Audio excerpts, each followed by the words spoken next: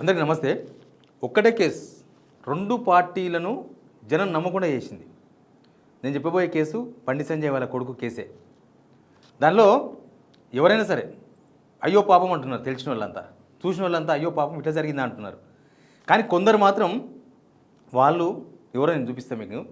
వాళ్ళు ఆ రెండు రాజకీయ పార్టీలు బీజేపీ కాంగ్రెస్ వీళ్ళిద్దరు మాత్రం బాధ్యుల వైపు కాకుండా ఎవరైతే ఘోరం చేసినరో, ఎవరైతే దారుణం చేసినరో వాళ్ళ వైపు నిలబడ్డాయి. ఫైనల్గా ఇదంతా సోషల్ మీడియా ద్వారా జరిగిందని ఒక అభాండం వేస్తున్నారు. అసలు ఏం జరిగింది, ఏమవుతుంది రాజకీయాల్లో, ప్రజలకు ఒక క్లారిటీ వచ్చింది ఈ ఇష్యూతోన. ప్రజలకు వచ్చిన క్లారిటీ ఏంటంటే ప్రజల వైపు ఉన్నది ఎవరు, రాజకీయాలు చేస్తున్నది ఎవరు. ముందు సబ్స్క్రైబ్ చేయండి, షేర్ కూడా చేయండి.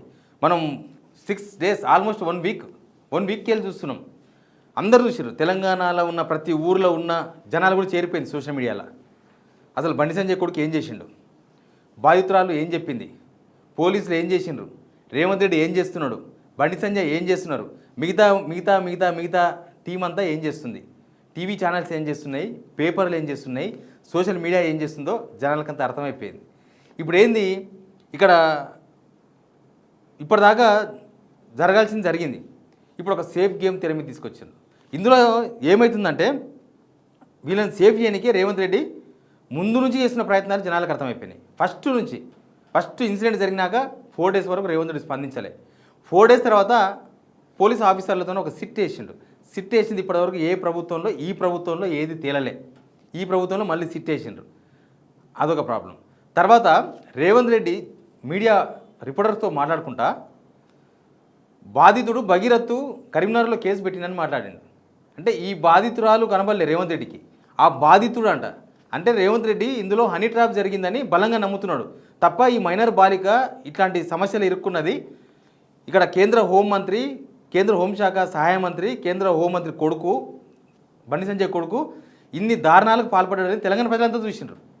మొత్తం ఒక్క వీడియో కాదు, సోషల్ మీడియాలో వారం రోజులకి వెళ్ళి మొత్తం ఆ పిల్లాడు మందు తాగింది, ఆ పిల్లాడు గంజాయి తాగింది, ఆ పిల్లగాడు దమ్మేసింది, ఆ పిల్లాడు జనాలను కొట్టింది, ఆయన బూతులు మొత్తం విన్నారు. అది విన్న తర్వాత ఎవరు కూడా బండి సంజయ్ కొడుకు బుద్ధిమంతుడు అనలేరు. 100% ఎవరు అనలేరు. కానీ రేవంత్ రెడ్డికి మాత్రం ఆయన చాలా బుద్ధిమంతుడుగా కనిపిస్తున్నాడు. బండి సంజయ్ కంటే ఆయన కొడుకు కాబట్టి కాకి ముద్దు ఆయనకు బుద్ధిమంతుడు అనిపిస్తాడు. మరి రేవంత్ రెడ్డి ఎందుకు మంచిగా అనిపిస్తుండు? ఇది ఎవరి ప్లాను? ఒరిజినల్ కాంగ్రెస్ లీడర్ ఏమనుకుంటున్నారంటే మనం ఎందుకు అనవసరంగా భుజాల మీద మోస్తున్నారు, ఎందుకు అనవసరంగా ప్రభుత్వం బదనామవుతుంది ఈ విషయంలో, అందరినీ చేసినట్టే ఒక సామాన్య ప్రజలకు చేసినట్లే ఈయన కూడా అరెస్ట్ చేసి లోపల కూర్చోబెట్టి తర్వాత విచారణ చేస్తే నిజాలు తెలుస్తాయి కదా. విచారిస్తే తెలుస్తాయి, కానీ వీళ్ళు నిజాలను తెలియనిస్తలేరు కదా. నిజాలను కప్పిపుచ్చే ప్రయత్నం చేస్తున్నారు. అసలు ఫస్ట్ నుంచి రేవంత్ రెడ్డి బండి సంజయ్ ప్లాన్ ఏంది? అసలు మొత్తంకి ఈ కేసును వీక్ చేయాలి, ఇందులో బండి సంజయ్ కొడుకును రక్షించాలి. బీఆర్ఎస్ వాళ్ళు కనుక లేకపోతే, నాలాంటి జర్నలిస్టులు కనుక రాకపోతే బయటికి, తెలంగాణ ప్రజలు కనుక ఈ విషయం మీద మాట్లాడకపోతే ఖచ్చితంగా ఈ కేసు ఇప్పటికే తేలిపోయేది. బండి సంజయ్ కొడుకు నిరపరాధి, ఆమెనే నేరం చేసింది, 16 సంవత్సరాల ఆ పిల్లనే నేరం చేసిందని ఇప్పటివరకు తేల్చేసేవాళ్ళు. ఎందుకంటే మీడియా మొత్తం చేతిలో ఉంది, మొత్తం పేపర్లు, టీవీ ఛానల్స్ మొత్తం కొనేసినారు. వాళ్ళు చూస్తున్నారు కదా ఏం రాస్తున్నారో, వాళ్ళు ఏం మాట్లాడుతున్నారో చూస్తున్నారు కదా మీరు. కనీసం ఆయన మీద ఎఫ్ఐఆర్ అయితే, ఆయన మీద కేసు నమోదైతే, కనీసం పోలీసు వాళ్ళు విచారిస్తామని నోటీస్ ఇస్తే, కనీసం విచారణ రాకపోతే పేపర్లు పట్టించుకుంటలేవు, టీవీ ఛానల్ పట్టించుకుంటలేవు. ఎందుకు పట్టించుకుంటలేవు? అదే రాజకీయం. ఇప్పుడు కాంగ్రెస్ వాళ్ళేమో అసలు దీనిలో చాలామంది ఎంజాయ్ చేస్తున్నారు. నిజానికి ఓ రకమైన ఎంజాయ్ చేస్తున్నారు. ఒరిజినల్ కాంగ్రెస్ లీడర్లంతా కొంతమంది ఎంజాయ్ చేస్తున్నారు చూసుకుంటా. ఎందుకంటే బీజేపీ గ్రాఫ్ డౌన్ అయిపోయింది, బీజేపీ పని ఖతమైపోయింది. ఎందుకు ఖతమైపోయిందంటే ఈ కేసు విషయంలో బీజేపీ లీడర్లు, ఆ ప్రెసిడెంట్ రామచంద్రరావుతో సహా ఎంపీలు, తర్వాత ఎమ్మెల్యేలు వాళ్ళు ఏం మాట్లాడుతున్నారు. ఒక ఆమె అనిత అని ఒక ఆమె కాల్ చేసింది, అందరికి ఫోన్లు చేసింది. వాళ్ళు ఏం మాట్లాడిన చూసింది కదా. ఎప్పుడు చిన్న విషయాలకు లవ్ జిహాద్, లేకపోతే ఇంకోటి కేటీఆర్ డ్రగ్స్ తింటాడు, లేకపోతే కేటీఆర్ అట్లా చేసిండు, కేసీఆర్ ఇట్లా చేసిండని పొద్దుగా లేచి రోడ్ల మీద పడేవాళ్ళు ఈ కేసు విషయంలో నోరు మూసుకున్నారు. ఎవ్వరు నోరు తెరుస్తలేరు, మొత్తం bandh. BJP social media, Revanth Reddy social media, Congress social media వీళ్ళందరూ ఏం చేస్తున్నారు? ఆ పిల్ల క్యారెక్టర్ దెబ్బతీసే ప్రయత్నం చేస్తున్నారు. మొత్తం బండి భగీరథే కరెక్ట్ అంట, బండి సంజయ్కి సపోర్ట్ చేస్తున్నారు వాళ్ళు. నేను ఇక్కడ కొన్ని పిక్చర్స్ రాసిన ఎవరెక్కడ సపోర్ట్ చేస్తున్నారని. ఇది చూస్తే మీకు అర్థమవుతుంది. ఒకటి బండి సంజయ్ వైపు రేవంత్ రెడ్డి, తర్వాత రేవంత్ రెడ్డి సోషల్ మీడియా, తర్వాత Congress BJP social media, Kavitha, Asaduddin Owaisi, TV channels, papers మొత్తం ఉన్నాయి. తర్వాత బీఆర్ఎస్ బాధితురాల వైపు వాళ్ళొక్కరు ఫైట్ చేస్తున్నారు. వాళ్ళు ఫైట్ చేస్తున్నారు కాబట్టి మళ్ళీ చెప్తున్నా, ఈ కేసు ఇక్కడ దాకా వచ్చింది. ఎఫ్ఐఆర్లో వీక్ సెక్షన్స్ పెట్టినారు తప్పిద్దామని, తర్వాత బలమైన సెక్షన్స్ పెట్టాల్సి వచ్చింది, తర్వాత నోటీస్ ఇవ్వాల్సి వచ్చింది. ఇంకా ఇప్పటివరకు ఆయన అరెస్ట్ చేయలేదు అంత చేస్తే కూడా.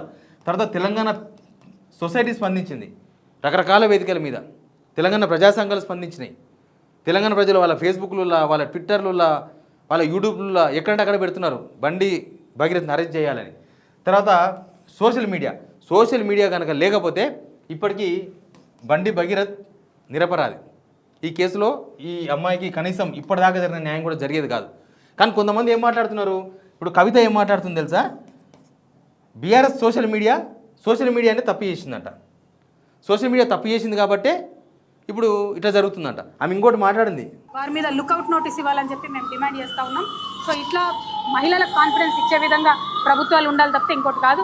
వారు అది ఇవ్వాలని డిమాండ్ చేస్తారు. కేంద్ర హోంమంత్రి కొడుకే అబ్స్కాండింగ్ లో ఉన్నాడని చెప్పేసి పోస్టర్ పెడతారు తెలంగాణ ఎవరు పెడుతున్నారో మనకు తెలుసు కదా, వాళ్ళు ఎవరు పెడుతున్నారో మనకు తెలుసు. వారు నేను కోరేది ఒకటే, ప్రధానమంత్రి గారి దగ్గర నుంచి పాలమూరు కోసం ఏమైనా తీసుకురండి, దానికోసం ఉద్యమం చేయండి తప్పితే ఒక పిల్లగాడు, అది కూడా పాలిటిక్స్లో లేని పిల్లగాడి మీద పడి పర్సనల్ అటాక్ చేయడం అనేది నాకు పర్సనల్గా నచ్చని అంశం. అర్థమైందా?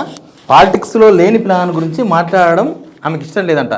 పాలిటిక్స్లో లేని పిల్లగాడు, పాలిటిక్స్ కుటుంబానికి సంబంధం లేని పిల్లగాడు అయితే ఇప్పటికల్లా పోలీసు వాళ్ళు ఈడ్చుకొని పోయి మొత్తం చెమడా తీస్తుండ్రు.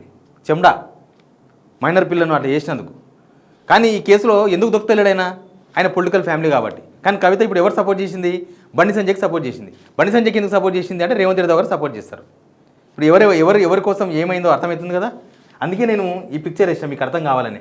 అసదుద్దీన్ ఓవైసీ ఏమంటాడు, అసదుద్దీన్ ఓవైసీ బీఆర్ఎస్ పార్టీని అర్జెంటుగా కేటీఆర్ చేతులకి తీసేసుకోవాలంట, కేసీఆర్ చేతులకు తీసుకోవాలంట.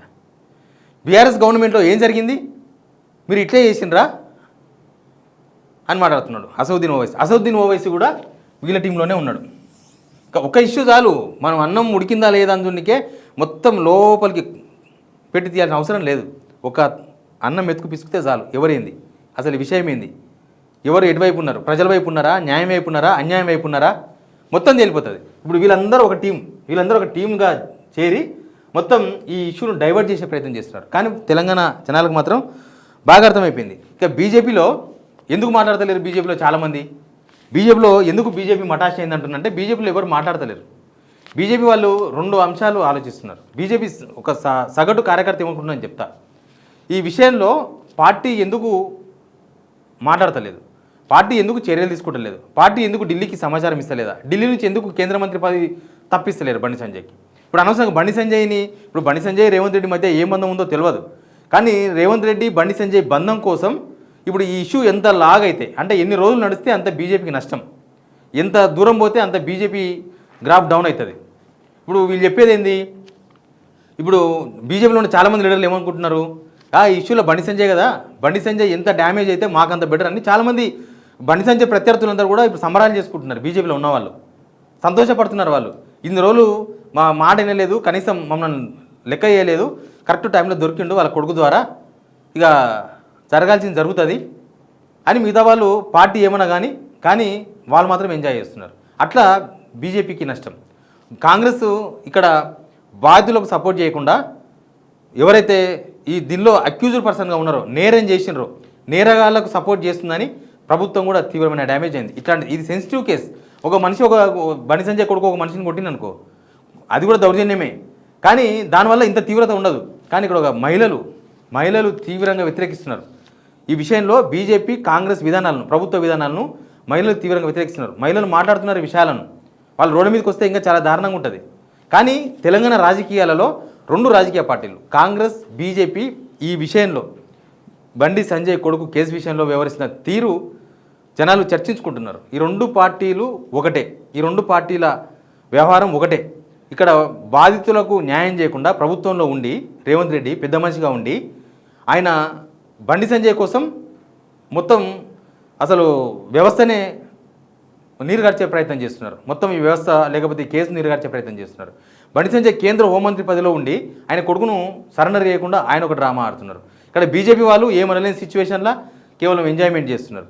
కాంగ్రెస్ వాళ్ళు కొంతమంది మాకెందుకు అనుకుంటున్నా లేదు ఇందులో బీజేపీ డ్యామేజ్ అవుతుంది కదా అని వాళ్ళు కొంతమంది ఎంజాయ్ చేస్తున్నారు.